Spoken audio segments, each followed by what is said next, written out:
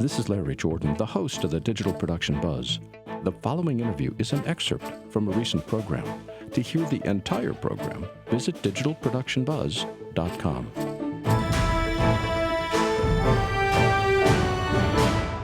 Scott Sorenson has been the director of photography for MythBusters ever since he graduated from college 9 years ago. Before that, he says, he was a fishmonger, which is clearly training for the job. I can't think of any other show that blows through more gear than the MythBusters. Hello, Scott. How are you? Hello. Very well. How about yourself? We are so excited to be talking with you because MythBusters, which I clearly can't pronounce, is one of our favorite shows. I was just thinking, 9 years ago, when you were in college, did you know that you wanted to be a director of photography? No, actually, to be honest, I kind of thought sound design would be my path. I've just found sound design to be really intriguing while I was in school. But when I got hired on MythBusters, so I was actually first hired 9 years ago as the production assistant, like the only production assistant for the entire show, and kind of just fell into camera pretty quickly. After like a couple of months, their high-speed camera operator left to go on work on to something else, and just filled in his role and kind of just went from there. So I have to ask, what was it like to work with that cast? It's a funny day for you to ask me that, because we actually just wrapped Adam and Jamie yesterday. We had our wrap party last night, and we're all feeling a little groggy today from it. But it's really been phenomenal. Like, it's been the way I think about it, it's been like the best like postgraduate work I could ever have hoped for. I learned so much about cinematography and television production, but then also just learning from our hosts, who are very skilled people and super smart and creative. And, I picked up skills just from watching them for years. So it's been great. Well, we are all depressed that the show is ending, because I don't know what I would do with my life without being able to watch MythBusters. So let us pretend that the show hasn't wrapped for the next couple of minutes. Walk us through a typical show. When would you know what's in the script? When would you start planning? Walk us through that workflow. So our usual shooting schedule is 12 to 14 weeks on, and then we'll take a few weeks off. So each shooting block, at the start, we'll have a planning week where the executive producers will sit down and with the producers and camera and sound and everyone, and we kind of just hash out these stories that we've picked for that shooting block. And from there, kind of producers start researching and getting into like finding the crazy things that we need to, acquire and destroy in some fashion. So we have that initial kind of planning week, kind of get a sense of what might be in the cards, and then we just kind of take it on a week-by-week basis and, just kind of roll with whatever the test results are. We like to think that we kind of have an idea of what might happen, but we're often surprised. I was just going to ask, how much of each show is planned and how much of it is roll with it on the fly on set? Well, I mean,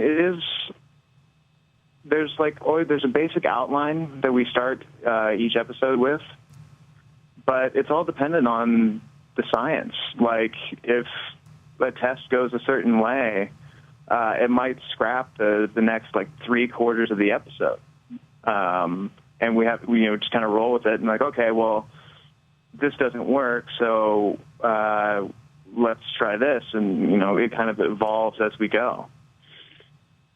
It's sort of a cross between a documentary and a reality show. is.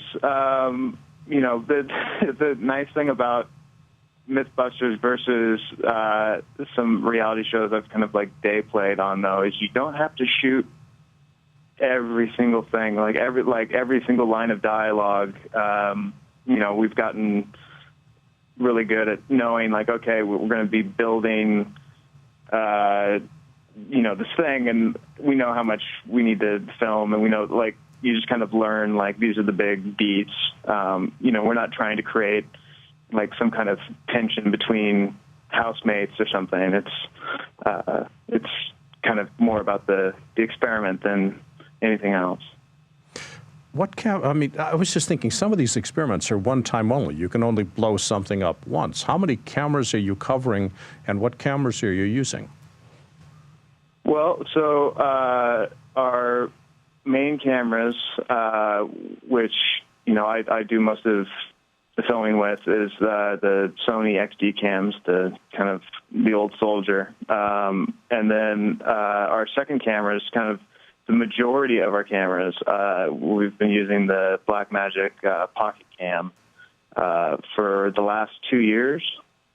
We've got about 10 of them now that we'll use. You know, we won't use 10 for every single thing, but we'll set them up, you know, just a variety of different shots, trying to think of every possible, you know, case, what might happen. Because ultimately we're there to document the experiment, and if our coverage doesn't show what happens, like if, you know, you miss this part of this test, then you kind of lost some of the result. So we've got the 10 Blackmagics, 2 FF700s, a Phantom V12.1, a NAC K4, an older high-speed camera. I think, honestly, well, we've had a number of GoPros in the past. I think at our peak, we maybe had like 15 GoPros. As of today, I think we're down to maybe 6.5. We actually almost killed 6 cameras in one shot a couple weeks ago. But to their credit, they're not quite dead. But then I don't know. Let's see. We've got a thermal camera that we will use on certain experiments. We recently. Wait. Take a breath. Take a breath. I've already lost count. We're up to about 7,500 cameras at the moment. You're shooting. I was just going to say, you know, we're not shooting on every single camera every single day. You know, we don't break out the Phantom for everything. We don't have 10 cameras rolling on everything. We try to be sensible so that we don't kill the edit assistant who has to go through all the footage. Sensible is not a word I would ever use to describe MythBusters. But aside from that, you're shooting about 6 different codecs. Which codec do you edit, and how are you delivering dailies to editorial? Well, so all our post-production is done in Australia, just outside of Sydney. The production company that makes MythBusters is Australian. And so every Friday we send a box with a couple of hard drives and maybe like a dozen or so XD cam discs, FedEx every Friday to Sydney, and they cut it all there. But in terms of codecs, we're shooting the pockets. We're shooting in ProRes 422, and the XDs, just the highest bit rate we can get out of them, and just the FS is pretty much the same story. The AVC HD, GoPros are MPEG. Yeah, the post-production, they deal with a lot. We kind of hit them from all angles with every single different kind of footage, and to their credit, they can kind of stitch it all together and make it not jarring that, you know, we're shooting on all these different kinds of cameras. We have a live chat going at the same time as the show, and Don on our live chat's asking, with all the craziness going on, does anybody get injured in production? The worst injuries that have ever occurred on a MythBusters set, and I haven't been there for most of them, but I think they've all involved safety equipment. Mostly the blast shields, the bulletproof shields that you often see us kind of crouch behind during an explosion or a firearms test. Those suckers weigh like maybe 200, 250 pounds. And, shifting them around can be hazardous. I think we had a broken thumb, maybe a couple of broken digits, but that's pretty much the worst we've had. Well, that's a tribute to you for paying attention to safety, so congratulations. Thank you. What size crew are you working with on a typical shoot? And I know typical is a weasel word. So the core crew is myself and my two operators, Will Nail and Duncan Clark, as well as our sound recordist, Matt Jepson. And we'll shoot the bulk of the show with, Adam and Jamie, and we've got our director, Steve Christensen, and Declan Marker. They kind of split duties with direction. And then we'll actually, kind of the nice thing about the show being such a small crew is we'll pull PAs onto camera duty, have them operate the Phantom, and we had a kind of an all-hands-on-deck situation 2 weeks ago where we kind of laid waste to the Alameda runway over about 3,000 feet of kind of a path of destruction.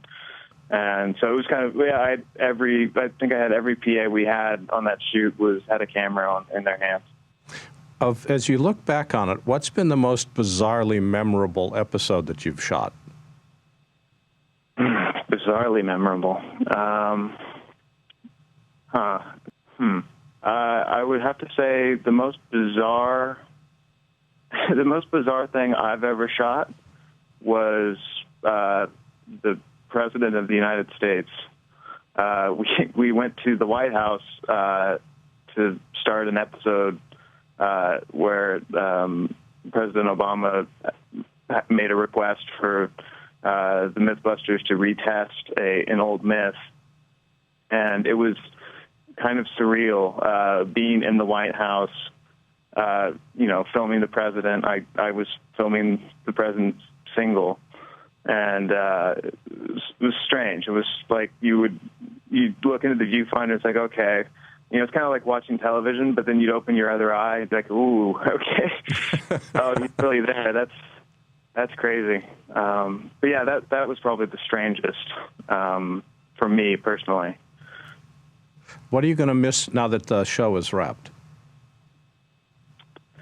I'm going to miss working with the crew on like a daily basis. I know that we're all going to stay in touch. I think we'll all kind of gravitate to each other here in San Francisco. But it won't be 5 days a week, 9 to 5. Like there'll be different circumstances. Well, I can imagine what it's like to wrap after you've been on a show for as long as you have. What are you going to be working on next? Next up, I don't know. I've been trying to think of that for a little while now, but it's kind of been like the last few weeks have been appropriately huge in terms of what we have coming up to end the show. And I really haven't had a moment to kind of focus on the next thing. It's just like, okay, I've got today, maybe tomorrow in mind, but beyond that, I don't know. We'll see. Hopefully, more explosions are cool. I'd be into that. It's scary to go back and shoot something that doesn't blow up on you all the time. Yeah, well, after a while, you get so used to things blowing up. It's like, okay, it's not as startling. Maybe not for you, but it's still fascinating television. If you haven't had a chance to watch the MythBusters, go to discovery.com/TV shows/MythBusters. Every episode is incredible. And Scott, thanks for joining us. It's a show I've loved for years, and I very much appreciate your work. Oh, thank you very much. It was my pleasure. Scott Sorenson is the director of photography for MythBusters, which wrapped yesterday. If you'd like to see more videos like this one, please subscribe to our YouTube channel. To stay connected and receive updates from The Buzz, sign up for our free weekly newsletter now. Or you can learn more about us on our website. And thanks for watching The Digital Production Buzz.